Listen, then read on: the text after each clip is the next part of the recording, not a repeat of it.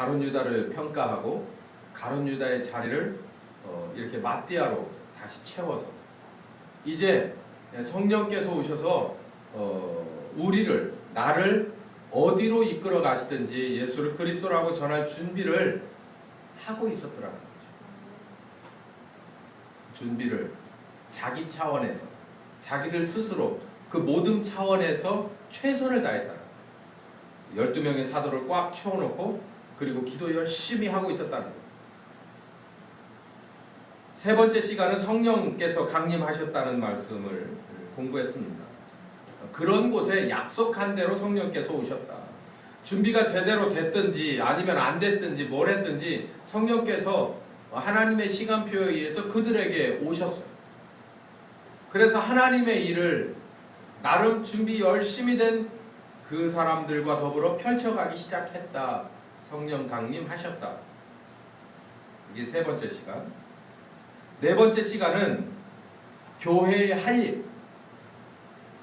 교회의 할 일이 뭐냐면 복음을 선포하고 교회 공동체를 운영해가는 일이다.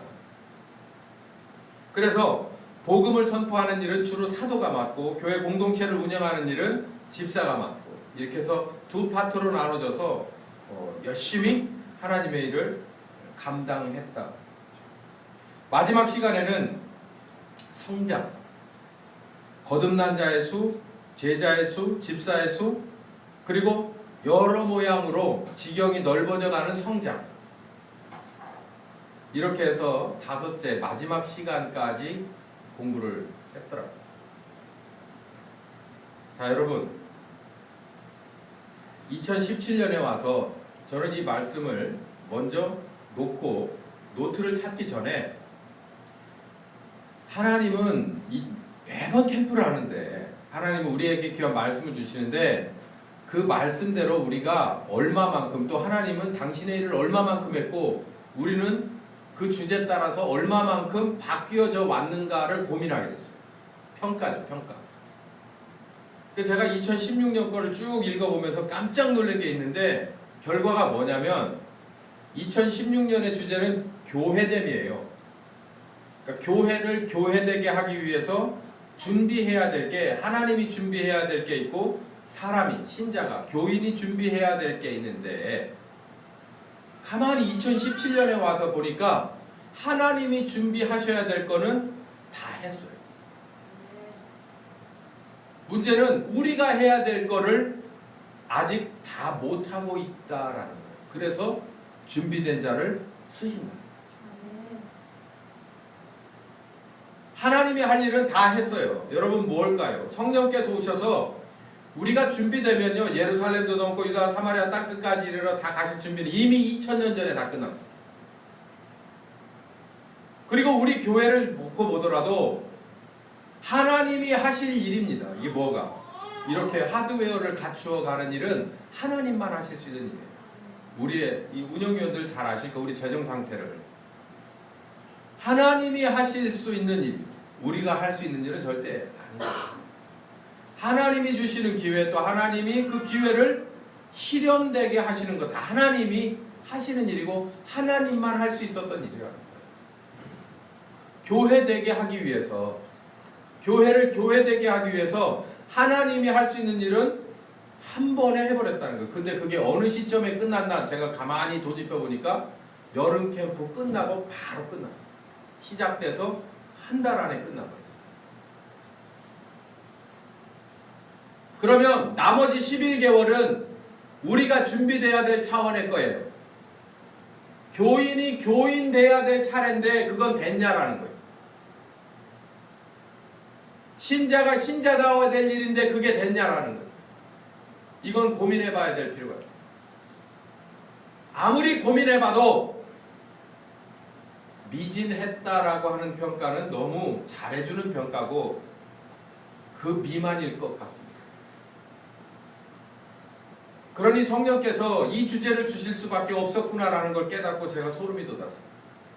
준비된 자를 쓴다. 이건 뭐냐면 내가 할 일은 끝났는데 니들이 할 일이 아직 남았다는 거예요. 말씀 주십시오. 그래서 그러면 제가 그대로 전하겠습니다. 그래서 제가 PPT도 만들었어요. 잘 적어갖고 가세요.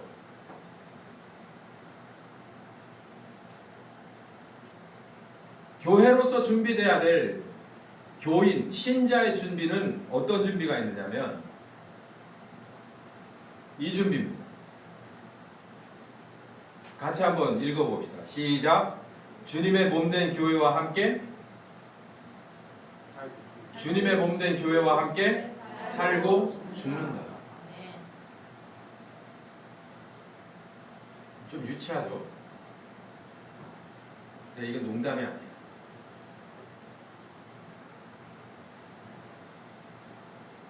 여러분, 제가 말씀에 더 나가기 전에, 더 깊게 들어가기 전에 여러분 이 말씀이 마지막이라고 생각하고 여러분 들으십시오. 이 말씀을 이제 계속 성경과 연결되고 주제가 연결될 텐데요. 이겁니다. 좀 과격한 표현이지만 주의 몸된 교회와 함께 살고 주의 몸된 교회와 함께 죽는다는 얘기예요. 그게 신자로서, 교인으로서의 준비돼야 될 일이라는 거예요.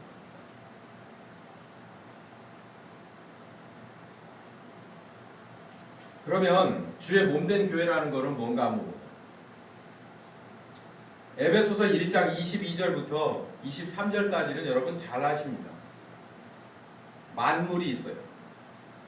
바울이 뭐라고 그랬냐면 예수님과 교회의 위치, 그리고 예수님과 교회의 효과, 할 일이 뭔가를 1장 22절부터 3절까지, 이게 교회에 관한 성경적 근거거든요. 그러니까 우리는 교인이어야 하니까, 교인으로 준비돼야 되니까 하나님은 여기에 교회를 심으시길 원하고 교회를 통해서 뭔가를 하시고 싶은데 그게 이거라는 거예요. 그래서 소위 우리가 말하잖아요. 교회는 주의 몸된 교회다, 이렇게 말해요. 그 뜻이 뭐냐, 이 관련 성경 구절은 바로 여기다는 거죠. 에베소 1장 22에서 23절에 뭐라고 말하냐면 만물이 있습니다. 여러분 아시는 이 모든 만물이 있습니다. 이 만물의 꼭대기에, 그러니까 먹이사슬을 생각하시면 돼요. 만물의 꼭대기에 무엇을 두었냐면은, 무엇을 두었다고요? 교회. 그러니까 만물은 사람까지 포함하는 거예요. 미생물에서부터 인물까지를 모두 놓고 그 사람들 위에 무엇을 세워놓았냐면 교회를 세워놨다는 거예요. 그 이유와 목적이 뭐냐면 여기 성경의 이 용어로는 충만이라고 말했어요. 충만은 가득 넘칠 만큼 채워준다는 거죠. 이걸 우리들의 용어로 말한다면 이렇게 말할 거예요. 윤택하다. 빛을 잃어버린 것에 윤택하게 한다. 광이 막 나고 살아 약동하는 그런 모습으로 활기차게 만들어준다. 이건 돌은 돌답게, 식물은 식물답게, 동물은 동물답게, 개는 개답게, 소는 소답게, 사람은 사람답게, 선생님은 선생님답게, 공무원은 공무원답게, 군인은 군인답게, 그 직책에 맞는 뭐뭐다운 사람을 만들어주는 게 뭐냐면 교회 살일이라는 거예요. 그래서 모든 만물 위에 교회가 있다는 거예요. 만물 위에 교회가 빠져버리면 충만할 수 없는 거예요. 2% 그 이상이 부족해서 안 되는 겁니다. 근데 그 교회는 우리들이 모여 있어서 우리가 다 전부 교회인데 이 교회의 머리는 또 리더는 바로 예수님이라는 거죠. 아멘. 그래서 교회 전체를 말할 때 머리 대신 예수님, 우리는 뭐냐면 지체라고 말해요. 그러면 교회 리더십은 전적으로 누구에게 있냐면 십자가 지고 부활하신 영으로 오신 성령 하나님께 있다는 얘기죠. 아멘. 그 성령 하나님께서 우리 교인들을 원하는 대로 말하게 하고 원하는 대로 움직이게 하고 원하는 대로 일하게 하셔서 이 모든 만물이 하나님의 원하는 대로 되게끔 하는 거다라는 거예요. 특별히 구원 사업, 잃어버린 자를 찾는 사업, 사람을 새롭게 만드는 자. 답은 다 나왔잖아요. 교인은 그러니까 교회에 들어와 있는 멤버십을 가진 사람은 이 일을 하려고 하는 하나님이 보내신 그리스도인 예수와 함께 살고 죽는 거예요. 여러분 이제 집에 가서 가실 때부터 고민해야 돼. 내가 왜 여기까지 뭐 때문에 살아왔냐. 만약에 그게 별로 저기 답이 없다면 지금 바꾸세요. 만물을 충만케 하시고자 세운 교회와 인도하시는 예수님과 같이 그 일을 감당하려고 산다. 그렇지 않으면 나는 의미 없다. 그러니까 이걸 쑥 줄여서 이 말을 다 줄여서 몸된 교회와 우리 주님의 몸된 교회와 함께 살고 죽는다.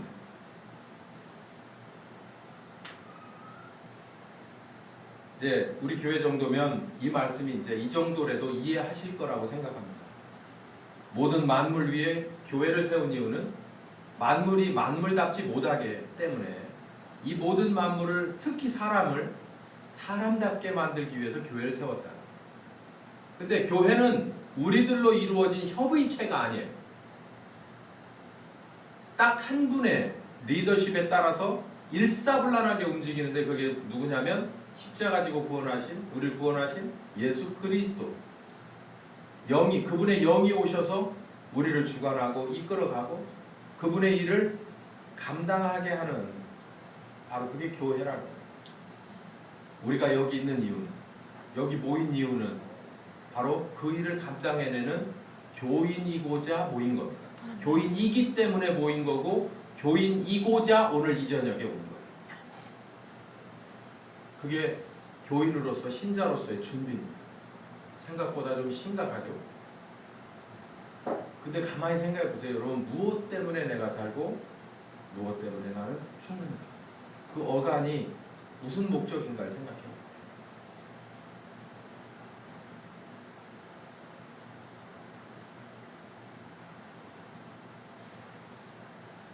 첫 번째입니다. 같이 한번 가로는 그냥 이해를 돕기 위해서 하는 거니까 시작. 우선 교회. 우선 교회. 제가 오늘 이 말씀을 전하면서 좀 낯이 뜨거울 준비하다 보니까 너무 낯이 뜨거운 소리가 많이 나올 것 같아요. 근데 해야 합니다. 여러분, 여러분의 우선은 뭡니까? 여러분의 차선은 뭡니까? 교회이길 바랍니다. 그게 교인이에요. 그게 교인입니다. 시골에 지금도 목회하시는 목사님들이 가끔 아직도 시골에는 이런 권사님, 이런 장로님 계세요 라고 하면서 저에게 얘기를 해요. 첫열매, 밭에 무엇인가를 심어요. 그래서 열매를 맺잖아요. 그러면 새벽에 일찍 나가서 그걸 거두지 않습니까? 거두면 잘 씻어서 새벽 예배 끝난 목사님 서재로 갖고 옵니다. 목사님이 그걸 받고 축복기도 해주고 그래요. 저 어렸을 때 그랬어요. 저 어렸을 때 그런 일들이 시골에서 꽤 많았어요. 그래서 목사님 그 사택에 뭐 서재가 있거나 아니면 목사님 사택에는 새벽 나절에 권사님 또 혹은 장로님들이 꽤 자주 들어오셨어요. 이거 목사님 우리 이거 심었는데요, 이거 길렀는데요 하면서 아 목사님 그건 구약적인 구약은 신약의 그림자인데 그걸 왜 제사장한테 갖다는 거예요? 신약의 목사는 제사장은 절대 아니에요. 근데 왜 그걸 제사장에게 먼저 갖다 주라고 했을까? 우선 하나님이라. 우선 하나님. 우선. 그러니까 여러분 이거 외우세요. 제가 이걸 스티커로 제작해서 차에 붙여줄까 생각 중입니다. 차에 그 룸빌러나 이런 데 탁 붙여갖고 우선 교회예요. 여러분의 우선이 교회가 아니면 바꾸세요. 그렇지 않으면 아니라는 거예요. 교인이 아니라는 거예요. 우선 교회라는 거예요. 목사님 억지 쓰지 마십시오. 억지 아닙니다. 성경 말씀 여기 잘 적혀 있습니다. 마태복음 6장 33절. 너희는 먼저 그의 나라와 그의 의를 구하라. 제 얘기 아니잖아요. 그의 나라가 무엇입니까? 제가 좀 더 이따 설명하겠지만 교회는 그의 나라입니다. 하나님의 나라예요. 왜냐면요, 우리 구원받은 사람의 공동체 안에 하나님의 아들이 계시기 때문에 하나님의 나라예요. 유일하게 하나님의 나라다운 그런 모습들이, 그런 가치들이, 그런 목적들이 이 지구상에 펼쳐지는 데가 유일하게 교회예요. 그게 정말 순수하게 100% 됐냐 안 됐냐는 다른 차원의 얘기고, 이론상으로 하나님의 나라가 여기 펼쳐지는 유일한 장소가, 유일한 모임이 교회라는 겁니다. 그러니까 우선하라는 거예요. 우선. 우리 주님의 명령이고 신자의 도리. 신자의 도리라는 건 무슨 얘기냐면, 그 마태복음 6장 30절부터 쭉 읽어보면 이방인들은 먹을 것, 입을 것, 마실 것 구한다는 거예요. 그러나 너희들이 만약에 유대인이 맞다면, 선택된 유대인이 맞다면 너희들은 뭐하라? 그의 나라와 그의 의를 구하라. 그게 바로 하나님이 택한 백성의 도리다, 이 말이에요. 하나님이 선택했어요. 하나님의 목적과 이유가 있어서. 그런데 나는 항상 내 개인적인 목적만 원해. 그러면 하나님이 선택한 사람은 그 도리상으로 안 되죠. 바꾸세요. 우선 교회입니다. 우선 교회. 아멘. 우선 교회입니다. 아멘. 네. 일단 싫어도 아멘 해보세요. 나중에는 아멘이라는 게 마음속에서 나오게 될 거예요. 그럼 이렇게 얘기할까요? 그냥 차선 교회입니다. 여러분 절대 잘 되지 않습니다. 왜냐면요, 두 번째 마태복음 19장 29절 거기 찾아보세요. 성경 찾아보세요.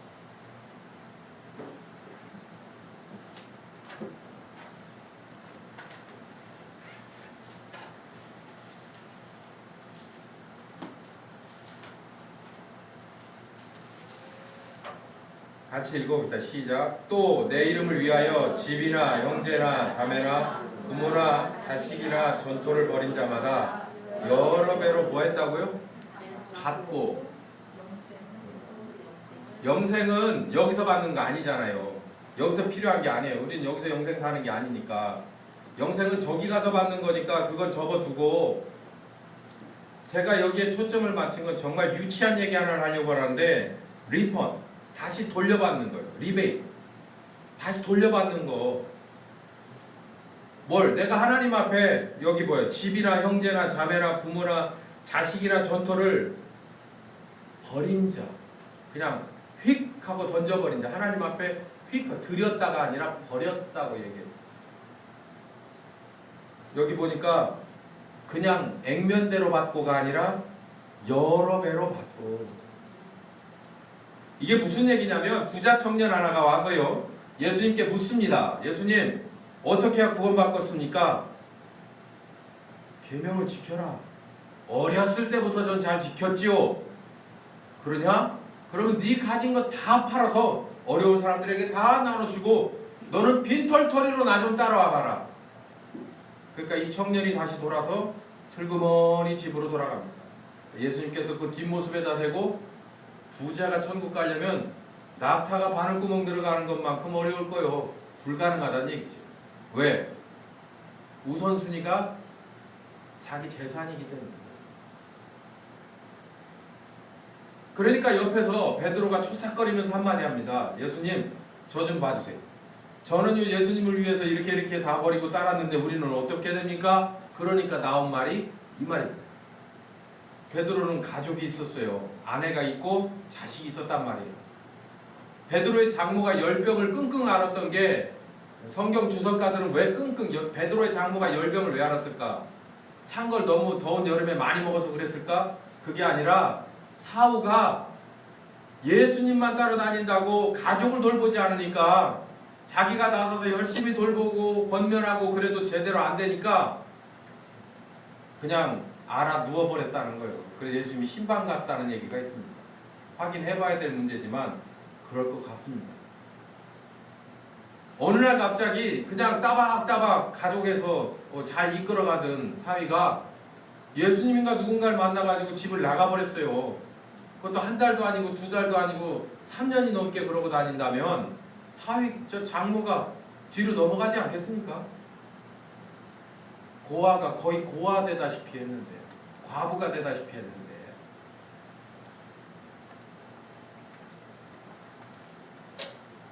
베드로도 마음속에 그런 게 있었죠. 가족에 대한 미련이 있고 가족들이 잘 먹는지 자는지 걱정스럽지 않겠습니까? 예수님이 모르는 게 아니죠. 뭐라 그랬냐면 집을 버렸냐, 자식을 버렸냐, 철을 버렸냐, 재산을 버렸냐, 여러 배로 돌려받는다.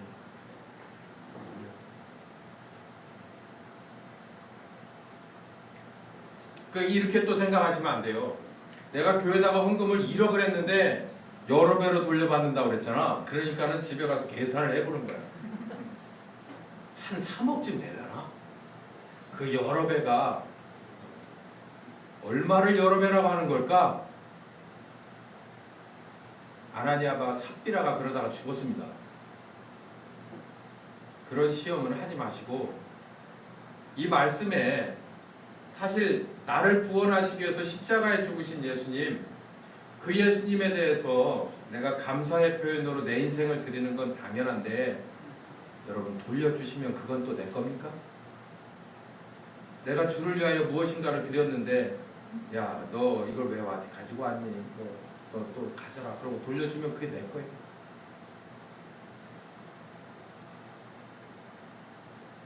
혹시나 제가 아주 유치해서 이런 말씀을 드립니다만, 내가 먼저 교회다, 우선 교회다 라고 하는 게 왠지 마음에 부담 가는 유치원생이 계시다면 돌려줍니다. 하나님이 돌려주세요. 그러니 돌려받으려고 하는 건 아니더라도 하나님이 전혀 일방적으로 쪽쪽 빨아드시는 분이 아니라는 걸 기억하세요. 하나님은 돈이 필요가 없는 존재예요. 돈은 우리가 필요해요. 돈은 우리가. 하나님은 시공간의 제약을 받지 않아서 이 땅의 의미가 없어요. 그게 필요한 건 땅을 딛고 살고 하늘을 이고 사는 우리가 필요한 거지. 하나님을 우리하고 똑같은 수준에 없는 분으로 취급하지 마십시오. 이건 우리들의 고백입니다. 먼저 우선 교회고 우선 내가 신자다라는 것을 증명하는 것이에요.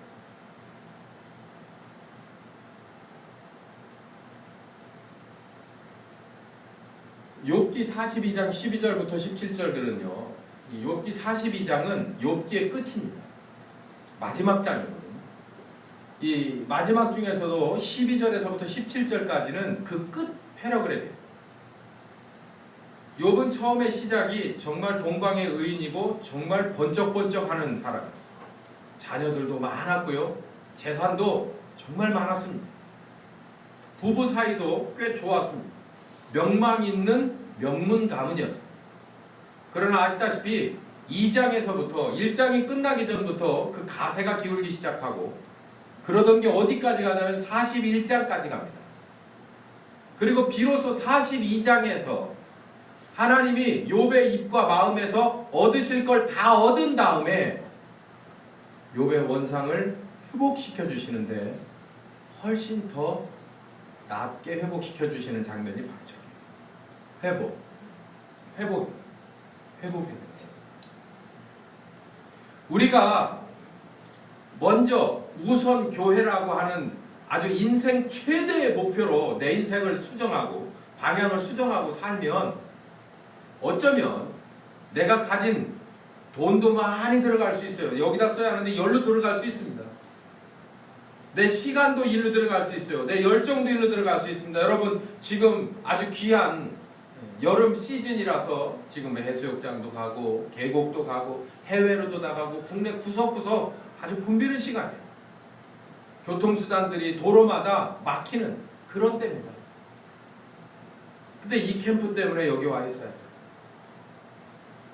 또 헌금해야 하고 또 기도해야 되고 이런 것들이 나에게 있어서는 균형 잡힌 게 아니죠. 나를 위해서 균형 잡힌 게 아니잖아요.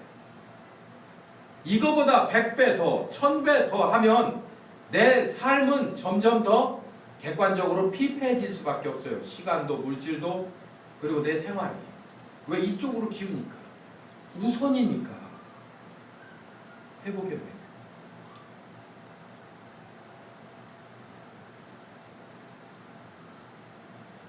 먼저 교회입니다. 준비. 교인으로 준비가 되려면 먼저 교회여야 돼요. 교회는 뭐라 그랬죠? 주의 몸된 교회. 하나님이 이 세상에 예수님을 보내고 그 예수님이 우리와 손잡고 모든 세상의 만물들을 하나님스럽게 유지시키고 진행하고자 하는, 그 중에서 특별히 사람을 구원하고 새롭게 하고 바꾸기 원하는 그 소중한 사업을 어디에서 펼쳐나가냐면 교회에서 펼쳐나가요. 신자들과 함께 펼쳐나가요. 그게 우선이라는 거예요. 우선이에요.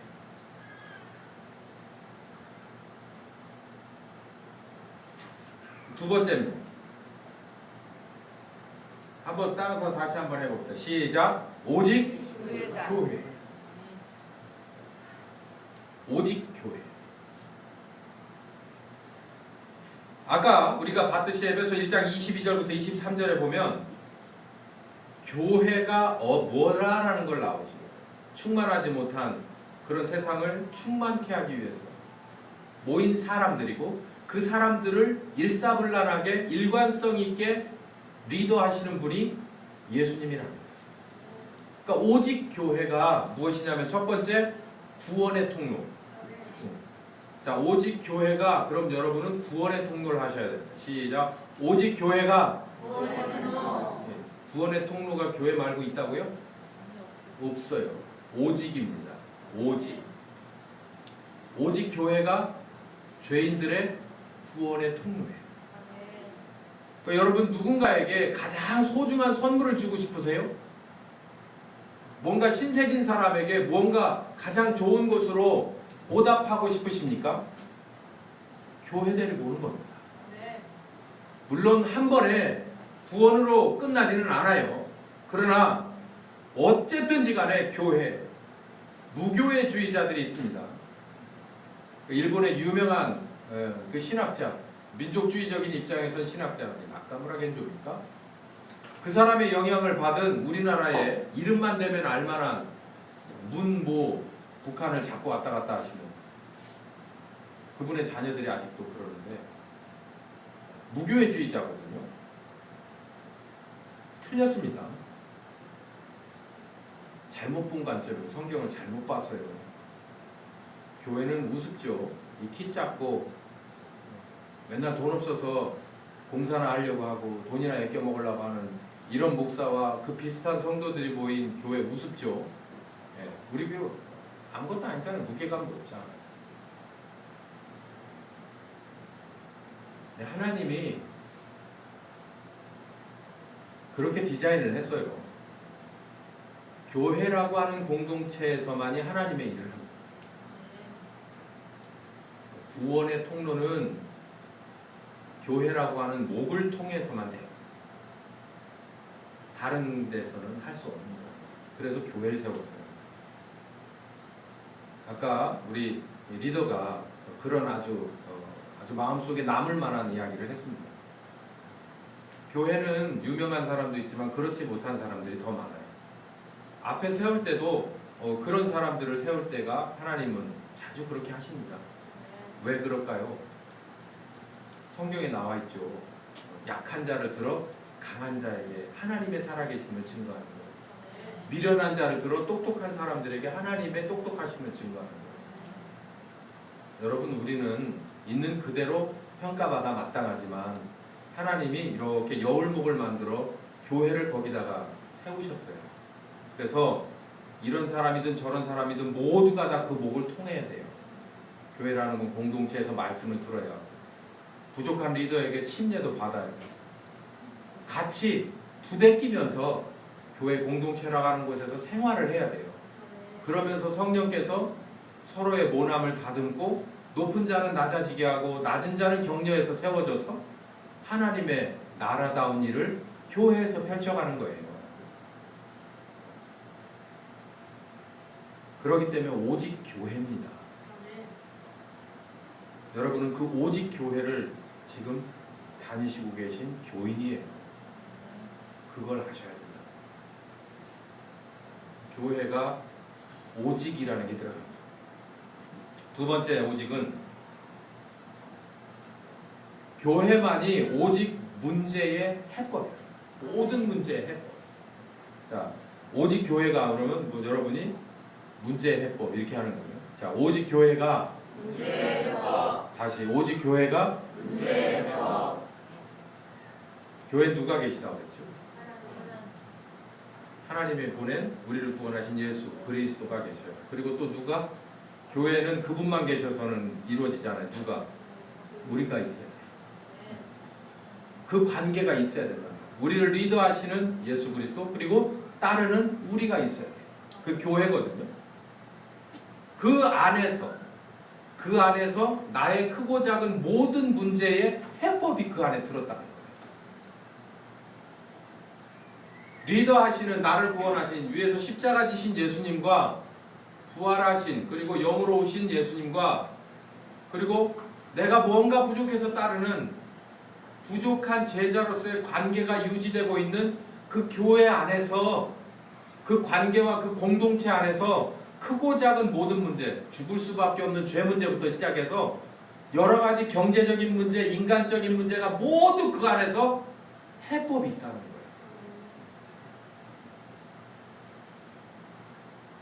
아픈 건 자꾸 뭐하라 그랬죠? 옛말에 아픈 건 병은 뭐하라 그랬어요? 자꾸 떠들고 다니라는 거예요. 그러면 생각지도 않은 곳에서 뭐가 온다? 해법이, 처방이 날라올 수도 있다는 거예요. 우리 한 사람은 예수 그리스도와 더불어 섬기는 주님이요 따르는 제자로서의 관계가 여러 모양새로 있는 가운데서 나의 크고 작은 문제가 그 안에서 들어가 있을 때 펼쳐져 나갈 때 그 안에 해법이 있어요. 반드시 있게끔 되어 있습니다. 여러분이 가진 문제를 고민 상담소나 생명의 전화에 걸어보셔도 해결 없습니다. 아주 정말 우리나라의 네로라 하는 모 박사님과 같은 심리학자에게 가서 상담을 해보십시오. 답 나오나? 없어요. 그분들도 그 부분의 문제를 해결 못해요. 교회는 있습니다. 제가 주는 게 아니고 성령 하나님이 우리들. 이사야 53장에 그랬죠. 그분은 질고를 아는 자라. 우리들의 질고를 안다는 거예요. 우리들의 위치에서 고난을 당하셨기 때문에 30년이 넘게 살아보셨기 때문에 직장, 가정에서 살아봤기 때문에 우리들의 아주 작은 그런 문제들까지도 다 공감한다는 거예요. 그러기에 딱 나오면 문제 갖고 나오면 안다는 거예요. 아, 그거 이렇게 해라.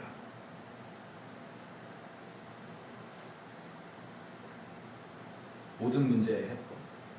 그리고 세 번째 오직 교회는 문화와 가치의 중심. 이게 조금 말이 쉽지 않습니다만 여러분 교인은요 교회 안에서 사실상 이 교회 공동체 안에서 대부분의 아니 거의 모든 것들이 해결되어 있습니다. 혼사, 장례, 생일 한 5가지 뭔가 큰 인생에 있어서 다 교회 안에서 이루어져요. 그리고 그걸 가치로 생각해요. 가치. 신자가 어느 청년과 어느 준비된 처녀와의 결혼, 혼사. 큰 가치입니다. 어떤 가치일까요? 또 고급스러운 문화입니다. 어떤 문화일까요? 교회라고 하는 이탈이죠. 교회라고 하는 이탈. 하나님과의 그 무엇인가를 꿈꾸는 그런 공동체 안에서 생일도 이루어지고 혼사도 이루어지고 장례도 이루어지고 여러분의 흥함도 또 여러분의 마지막도 그곳에서 이루어진다는 건 가장 큰 가치고 가장 상급의 문화예요. 신자로서, 교인으로서의 문화입니다. 이렇게 비판할 수도 있어요. 끼리끼리. 왜요? 법에 어긋납니까? 세상 법에 어긋나요? 기독교인끼리 결혼하면 잡아갑니까? 세금 더블로 내야 되나요? 그러면 기독교인은 불신자하고 결혼하여야 됩니까? 왜 굳이 그럴 필요가 있을까요? 이미 해버리신 분들은 부작용을 잘 아시죠?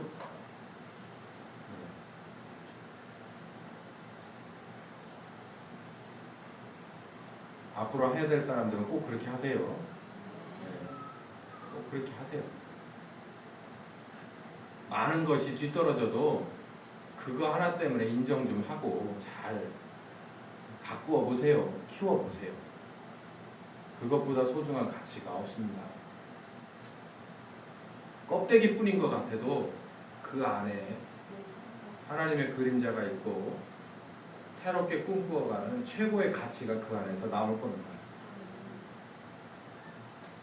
문화고 가치의 중심이 바로 교회 공동체라는 거예요. 오직 교.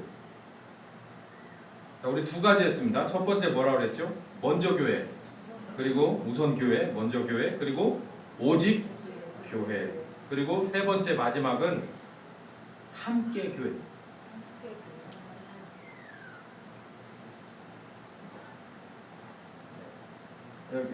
하나 이게 함께라고 하는 말을 제가 먼저 썼다가 PPT를 만들 때 바꿨어요. 함께라고 하는 걸 쓰다 보니까 함께 교회? 그러니까 무슨 참깨가 들깨 같아가지고 어감이 안 좋더라고. 그러고서 가만히 생각하니까 하나교회가 있네. 네, 상기시켜 주시더라고요. 그래서 하나교회 딱 맞더라고요. 제가 고민하고 만든 카피가 아니라 오늘 그냥 오후에 저 5층 구석방에 앉아가지고 우리 주님 주신 말씀 그냥 적었습니다.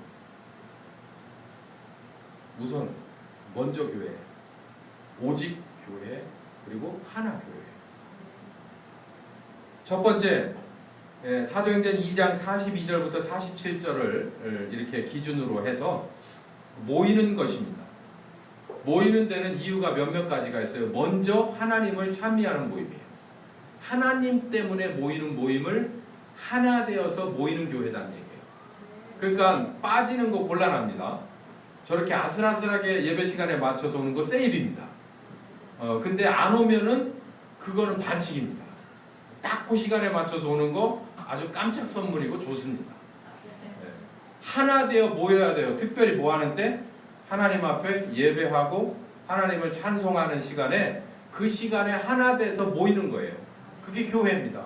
그거 빠지면 봐요. 결석이면 몇 번 결석이면 점수 안 나옵니다. 마찬가지로 교회 간단한 겁니다. 모여지는 거. 하나님 앞에 예배하는데 아무런 이유나 아무런 핑계가 없는 거예요. 그냥 다 모이는 겁니다.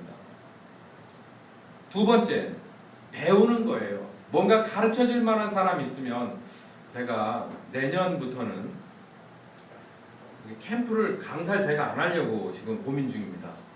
강사를 안 하고 1시간씩 강사를 제가 지명을 해줄까 생각 중이에요. 그거 괜찮을 것 같습니다. 성령께서 주시는 생각인가 지금 기도를 1년 동안 해볼 텐데, 그래서 우리 5번 모임이잖아요. 5번인데 그걸 10번으로 가를 수는 없고, 그 중에 뭐 리더, 찬양 리더들은 이렇게 해야 되고, 그 중에 오늘 강사는 누구다라고 하는 거를 미리 알려주고, 그걸 열심히 기도하고 준비하고 몸부림쳐서 귀한 은혜의 시간이 되게끔 하는 것도 하나님이 주시는 지혜가 아닌가. 전 지금 1년 동안 지금 고민을 해볼 생각이에요. 그래서 가르쳐줄 만한 사람이 있을 때, 우리 중에 저만 아니라 여러분 중에서도 제가 깜짝 놀랄 만한 체험들이 있는 분들이 있습니다. 그런 게 가르쳐줄 만할 때 우리는 모여들어야 돼요. 모여들어야 배울 수가 있죠. 세 번째는 교제입니다. 떡을 떼는 건데요. 여러분은 이제 아마 이거는 딱 이제 맞을 것 같은데, 여러분이 교회 교인들끼리 뭐 구역이면 구역도 좋고요. 뭐 여전도에 좋고 뭐 찬양팀들도 찬양팀들이면 좋. 자꾸 떡을 떼러 가세요. 예. 뭐 뷔페에 가는 거 이런 거 모임 좋습니다. 다른 분들하고 가는 게 아니라 우리 교인들끼리 모여서 가는 거 좋습니다. 특별히 가서 음식을 배불리 드시고 어떻게 해야 우선 교회, 예? 어떻게 해야 오직 교회, 어떻게 해야 하나 교회가 될 수 있는가를 거기서 계속 고민하는 거예요. 그거 괜찮습니다. 자주 모여서 예배도 드리고 또 떡을 떼는 거 권장할 만한 성경적인 근거가 있는 거예요. 그래서 이번 캠프가 끝나시면 여러분 자주 교제, 어떤 교제, 떡의 교제를 자꾸 나누시는 여러분들이 되시기를 바랍니다. 마지막으로는 아멘이 여기서 나오는군요.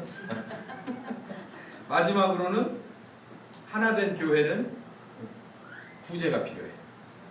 이제 이 구제에 대해서는 이제 그 다음번에 요 다음 마지막에 말씀드리도록 하겠습니다. 자, 여기까지 세 가지인데 첫 번째는 우선 교회, 그리고 오직 교회, 그다음에 하나 교회, 여기까지 신자가 준비돼야 돼, 교인으로서 준비돼야 될 세 가지. 자, 그러면 성경에 이 세 가지가 잘 준비된 좋은 예가 있습니다. 사도행전에 나오는데 그건 누구냐면 바나바인데요. 저는 이걸 이렇게 바꿔봤어요. 모범 교인의 좋은 예를 들어서 그걸 바나바 유형의 성도라고 했어요. 바나바 하나만 딱 찍지 말고 분명히 초대교회는 바나바와 같은 비슷한 제2, 제3의 바나바가 이름이 다른 바나바가 여럿 있었을 거라는 거죠. 근데 성경에는 턱하고 바나바가 올라온 게 이 사도행전은 누가가 썼잖아요. 바나바와 누가 또 바울은요 이렇게 스승과 제자 또 선배와 후배 이런 관계이기 때문에 바나바가 도드라져서 올라오지 않았을까. 그리고 바나바가 이런 유형의 창시자 첫 번째 된 사람이라 그러지 않았을까. 또 그 뒤로도 예루살렘 교회 바나바와 같은 성도가 하나밖에는 없었다고 생각할 수는 없습니다. 그 뒤에 바나바 유형의 이런 유형의 성도들이 그 교회 안에 여럿 있었을 거예요. 그래서 이 모범 교인인 잘 준비된 교인, 하나님께 쓰임 받은 교인, 나중에 사도로서 땅끝까지 간 교인, 이게 어떤 모범 교인인가를 보는 거예요. 사도행전 4장 32절부터 37절까지. 여기를 읽어보면 이 바나바와 같은 유형의 성도들이 나와야 되는 이유가, 교인들이 나와야 되는 이유가 있습니다. 거기 보면 사도들이 큰 권능으로 예수의 부활을 증거해요. 이 예수의 부활을 증거했다는 건 회개케 하는 역사, 소위 말해서 아버지 하나님의 이름에 침례 사역을 하고 또 아들 하나님의 십자가 복음을 직접 전해주고 성령 하나님의 이름의 침례가 이 세 가지가 아주 역동적으로 다니는 데마다 집회하는 데마다 말씀을 만나는 사람마다 이 세 가지 침례가 계속해서 이루어졌다는 얘기죠. 근데 참 재밌어요. 이 크신 권능으로 많은 사람에게 예수가 그리스도 되는 것이 증거가 되고 전파가 됐다면 교회가 막 부흥을 하고 막 여러 가지로 윤택해지고 활활 타올라야 되잖아요. 근데 그 결과가 뭐가 나냐면 핍절한 사람들이 늘어나는 결과가 돼요. 참 신기하죠. 복음이 전해지면 그 복음의 머리를 숙이고 침례를 받고 교회 안으로 달려드는 사람들의 대부분의 사람들이 영적으로 육적으로 핍절한 상태, 궁핍한 상태, 아쉬운 상태에서 오게 된다는 거예요. 그러고 보니 이 말씀이 맞습니다. 저도 복음을 전했더니 유력한 성도, 예비 성도들은 왔다가 가고 정말 힘든 사람들이 그 말씀 앞에 머리를 숙이더라는 거예요. 그건 이 안에서 이제 우리 이 후반부 말씀에 교인으로서의 준비가 있고 사도로서의 준비가 있거든요. 사도로서의 준비되는 사람들이 반드시 알아야 될 게 뭐냐면, 반드시 성경적인 한 가지가 뭐냐면, 그렇지 않을 경우가 대부분 없이 대부분 맞는데 복음이 제대로 증거되면 핍절한 사람이 늘어나게 돼 있어요. 늘어나게. 그러면 그때 교인이 이만큼 있을 때는 그 교인들 가운데 바나바 유형의 사람이 있어서 나와서 자기가 가진 것을 헌신해 버려요. 그게 바로 오늘 사도행전 4장 32에서 37절을 양쪽 옆으로 확대해서 읽어보면 복음을 사도들이 막 증거하니까 핍절한 사람들이 생겨서 그 사람들을 도와야 될 일이 생긴 거예요. 교인이 100명이었을 때 핍절한 사람이 10명밖에 없었는데 교인이 200명이 되니까 20명, 30명이 가난하고 어렵고 여러 가지로 얽히고 설킨 사람들이 오는 거예요. 살려주세요라고 오는 거예요. 그러니까 어떻게 해요? 그 안에 있는 바나바 같은 사람이 자기가 있는 걸 팔아서, 여러분 부동산이 아무리 많이 있어도요, 그거 땅, 그거 저 구석당 하나가 남한테 기증하는 게 어려운 겁니다. 어려운 거예요. 어려운 거, 진짜 어려운 거예요. 돈 많은 사람이 뭐 헌금도 많이 할 수 있을 것 같죠? 그렇지 않아요. 돈 많은 사람일수록 돈의 소중함을 알기 때문에 쉽지 않은 겁니다. 마찬가지로 이 바나바도 어마어마하게 부자였고 어마어마하게 가진 게 많아서가 아닐 거예요. 만약 가진 게 많았다고 해도 쉽지 않은 일이죠. 그런데 이 바나바는 그 상황을 보고 이러면 안 되겠다 싶어서 자기가 마음속에 끓어오르는 것이 있어서 자기의 땅을 팔아 갖다 놓습니다. 이게 바나바 유형이에요. 그럼 이 바나바 유형의 성도의 그런 헌신을 통해서 복음을 증거하고 핍절한 사람이 등장했을 때 이 사람들의 문제가 해결돼서 하나님이 영광 받았다는 거예요.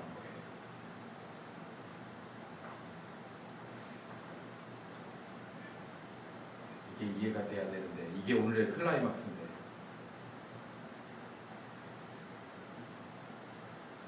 제가 이건 분명히 합니다. 그래서 이 집회를 잘 참석하시는 분들이 이게 앞뒤가 잘 맞는 말씀이 될 텐데요. 복음을 전하면 영적으로 육적으로 핍절한 사람들이 오게 되어 있어요. 그 사람들을 먹여줘야 될, 그리고 그 사람들을 입혀줘야 될 것은 바로 교회의 몫입니다. 그 안에서 헌신된 사람이 교회의 교회됨이 증명되는 거예요. 그게 바나바 유형의 성도예요. 바나바와 같은 사람이 없었다면, 바나바와 같은 헌신이 없었다면 하나님이 온전히 영광 받지 못해요. 바나바는 어떤 사람이었을까요? 자기 가진 것이라도 다 털어서 어떤 사람을 도와주고자 하는 그런 마음속에 열정이 끌어넘치는 사람이었을까요? 저는 그렇게 보이진 않습니다. 하나님 앞에, 여기 오늘 본문을 읽어봅시다. 찾아보면 여러분 아실 거예요. 사도행전 4장 32절.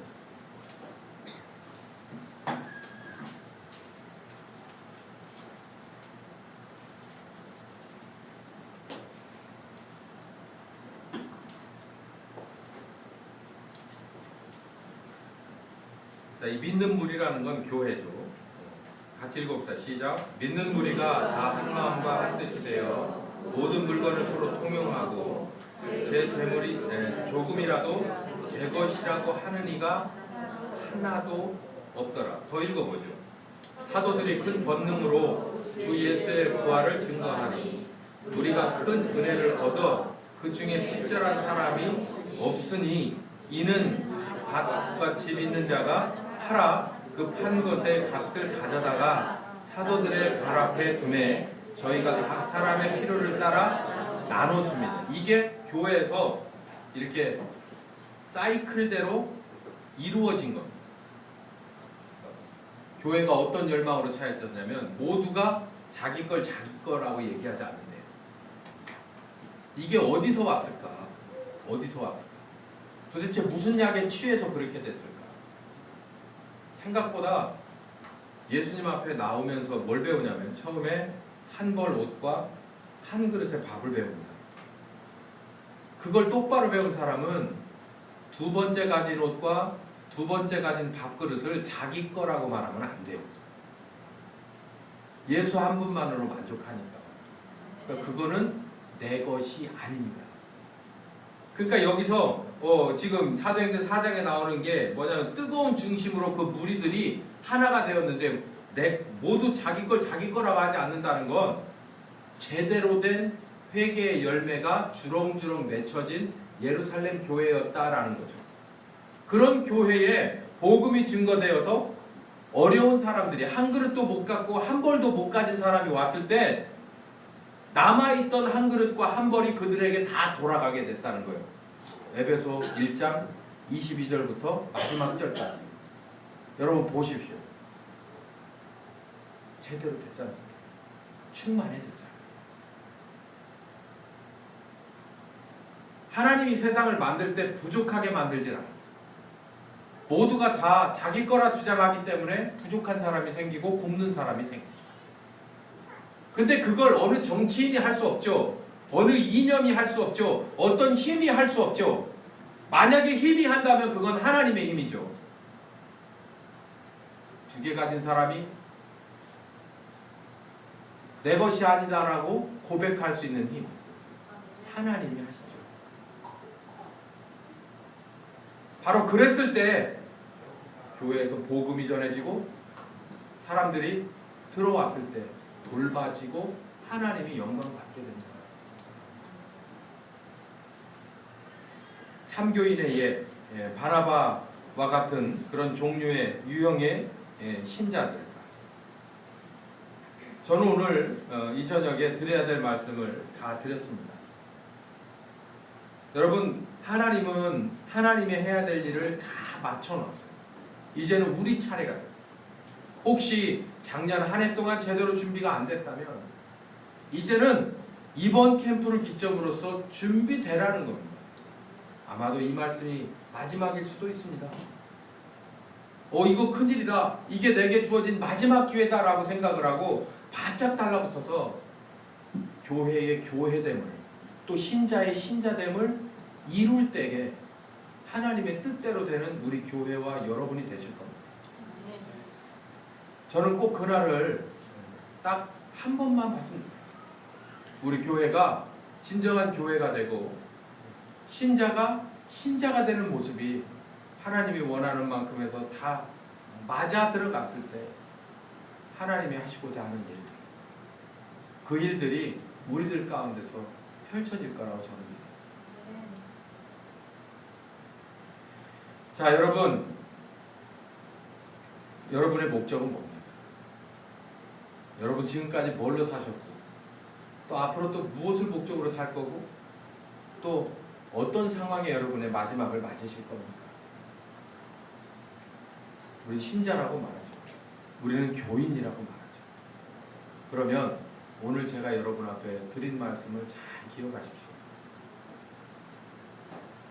아무리 교회 와서 수십 년을 생활을 했어도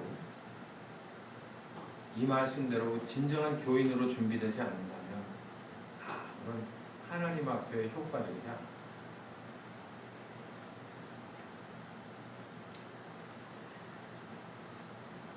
우리들의 비전한 점이 있습니다.